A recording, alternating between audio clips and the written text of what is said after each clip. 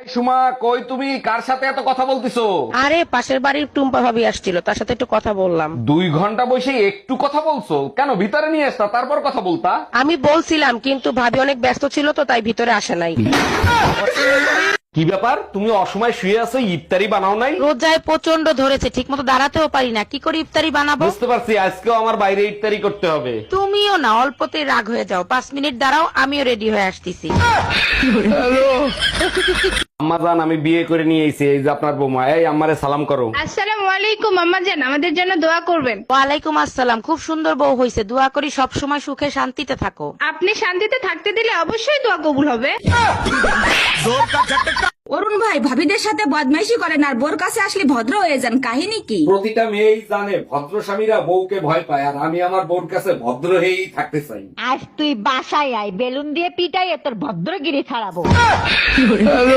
রোজা রেখে কি সব কাজ করা সম্ভব? এই শয়তান বেড়াটা আমাকে একটু সাহায্য করে না। হি আল্লাহ, রমজান মাসে তো তুমি সব শয়তান কয়েদ করে রাখো, আমারটারে নিতে কি তুমি ভুলে গেলা? শুধু ইফতারিটা হইতে দে, এই শয়তান তোর গাড়ে উঠে তাণ্ডব করবে। জামাই কই তুমি? তাড়াতাড়ি খাইতে আসো। আমার খিদে নেই, আমি খাবো না, আপনারা খেয়ে নেন। আরে জামাই কি হইছে? রাগ করতেছো কেন? বলবা তো। 3 দিন ধরে ডিম খাওয়াচ্ছেন, ডিমের মা বাপ নাই, এদের সাথে দেখা করাতে পারেন না? কেমনে দেখা করাবো জামাই? ডিমগুলো তো সব এতিম। শোনো, বলো তো কোন জিনিস খাইলে রোজা ভাঙে না? এটা কোনো প্রশ্ন হলো? রোজা রেখে তুমি যাই খাও না কেন তোমার রোজা ভেঙে যাবে। সারাদিন আমার মাথা খাইতে থাকো, তোমার রোজা কি ভাঙে? তোমার মাথার ভিতর কিছু আছে যে খাবো? কেমনে থাকবে, সব তো খাইয়ে শেষ করে ফেলাইছো। জানো, স্কুল লাইফে আমি খুব ভালো গান গাইতাম, তুমি শুনবা? বলো কি, তাই নাকি? তাহলে শোনাও। যদি থাকে নসিবে। বাহ, চমৎকার গলা, কলিজা একবারে জুড়ায় গেল। তাহলে পুরোটা গাই। বাকিটা রমজান মাসের জন্য রেখে দাও, ভালো জাকাত ফিতরা পাবা। এই কই তুমি? আজকে ইফতারিতে বিরিয়ানি খাবা? বিরিয়ানির ব্যবস্থা করব।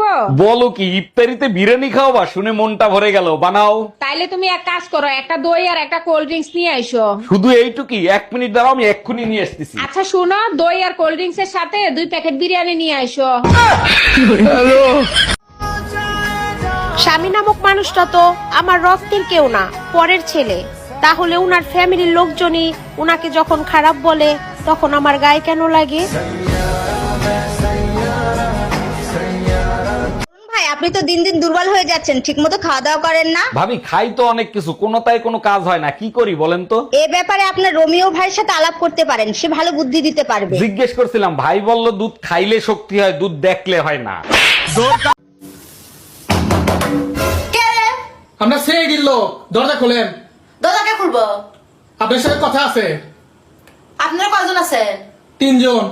আপনারা নিজেরা কথা বলার আমার সময় নাই।